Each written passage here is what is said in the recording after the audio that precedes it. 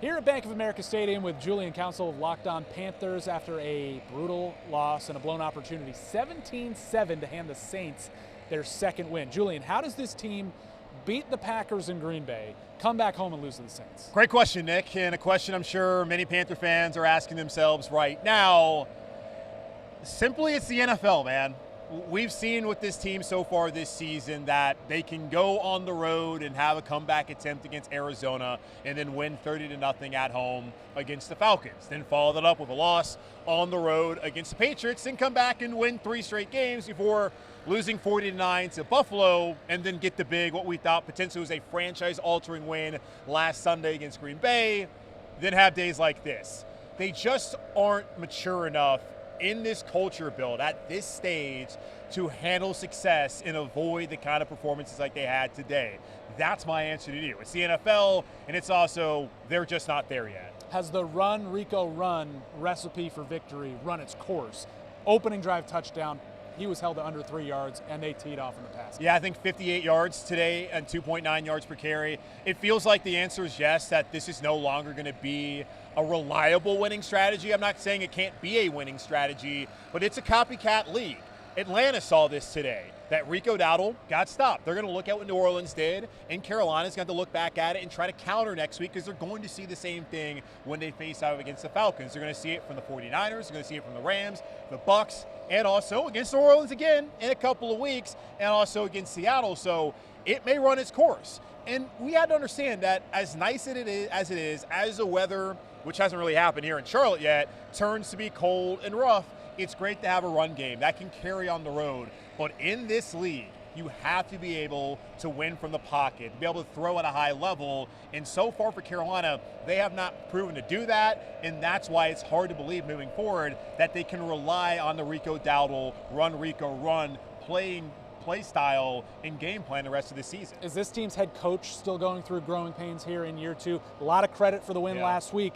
Today, it seemed like a different story. You have to say yes to that. And look, it happens.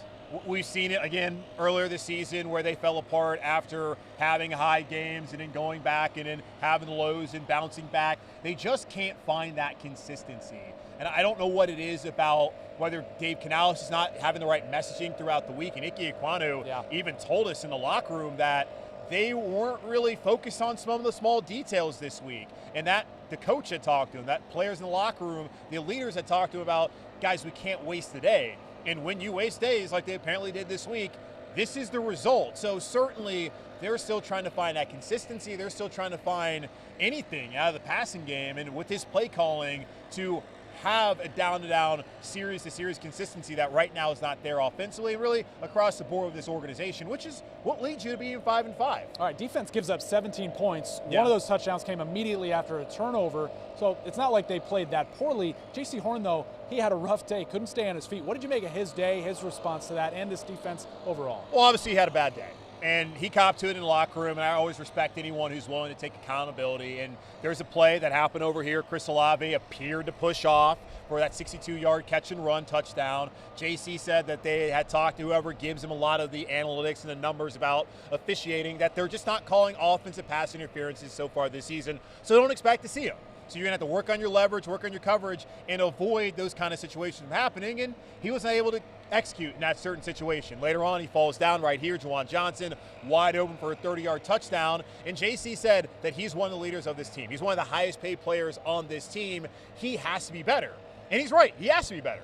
It happens. They get paid too. He's still a great player, just didn't have a great day in the office. And when you look at it, even as bad as the offense was, avoid those 2 plays, it's a 7-3 ball game, and you win, potentially. Well, the Panthers aren't used to playing as favorites. Maybe we chalk it up to that. But they didn't lose any ground in the division. The Bucks lost, the Falcons lost too.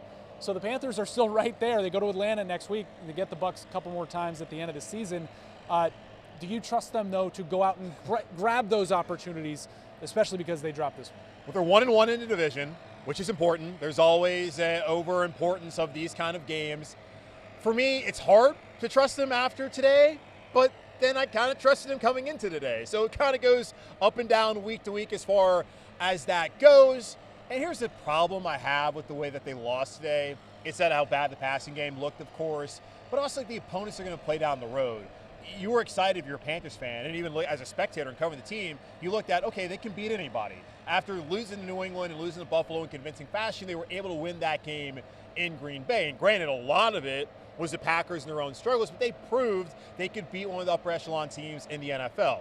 They still have the Rams. They still have the 49ers. They still have Tampa Bay twice, who I still believe will win the division. And they have Seattle, who's blown the doors off of Arizona earlier today. So I don't have a lot of faith that now after this, because this is a game that you really need to have, that they can get back and really be a true playoff team. Can they still go above what they did last year win total-wise? Absolutely. I think they can still beat Atlanta next week. They can still beat New Orleans. I think it's possible. They can pick off 49ers. They can pick off the Rams. They can pick off Tampa or Seattle. It's just having faith in this team to avoid this kind of a letdown after being able to handle success. No, I can't really say I have a lot of faith in them right now. Julian, the Panthers are clearly in wait-and-see mode with Bryce Young in terms of an extension or an option. What are they seeing as they wait through 9 games of his 3rd season? They're seeing a quarterback who right now may be holding back the offense. And I give Bryce a lot of credit for the way he's performed at the end of games. You go back to 2023 when he came into the league. He is tied with Patrick Mahomes, Geno Smith, and Jalen Hurts for 9 fourth-quarter game-winning drive comebacks, the most in the NFL. But also, when you look at it, week in and week out, he's failing to throw for over 200 yards in a game.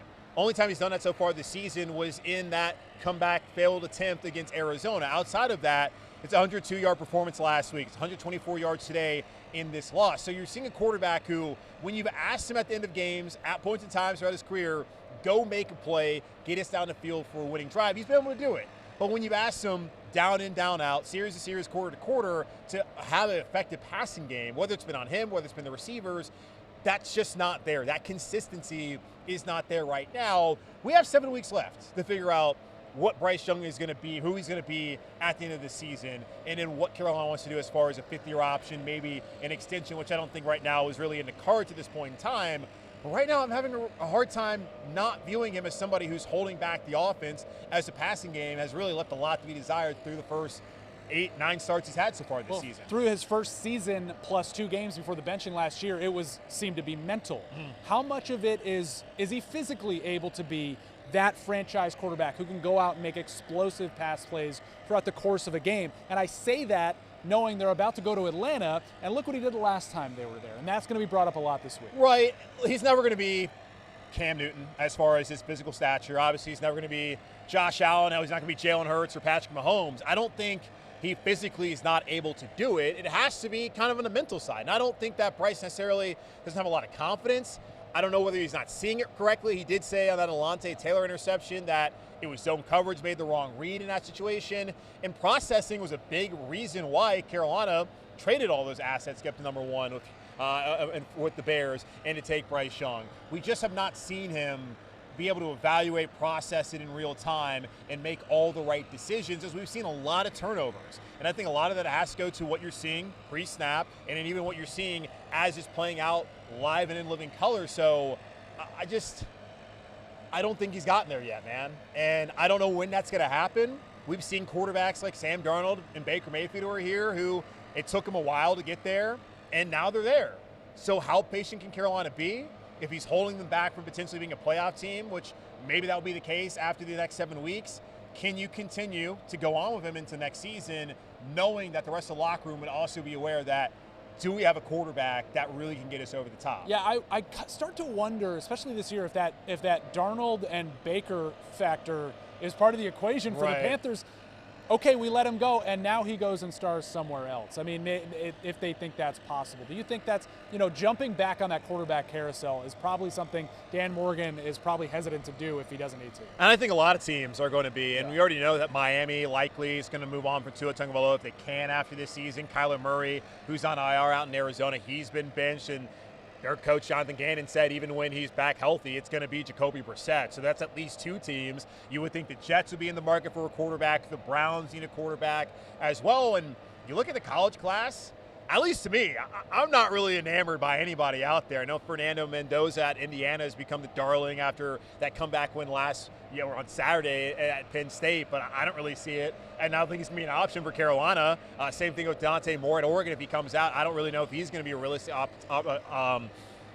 not expectation, but an option. So, like, Mac Jones, is that who you go after? This is just not a position this team wants to be in, which, again, they have 7 more games left to see what they have, at least after 3 seasons with Bryce, and then to move forward from there and to try to evaluate what can we do to help Bryce? What do we need to add to help Bryce? And that kind of felt like the last 2 off seasons has been a major focus for the organization. And I just don't really see that they're reaping the rewards of what they've been able to do on the offensive line and even at wide receiver and even in the backfield of Rico Dowdle as they've tried to assist their young quarterback. Maybe a suggested film study tip from me going into this week, which is not something I offer too much, but go look at that game against Atlanta last year. Yeah. At Bryce Young, he may have left some of that confidence down at Mercedes-Benz Stadium. Maybe he can go pick it back up. Julian Council on every day, regardless, win or lose. Yes, sir. 5 days a week on Locked On Panthers.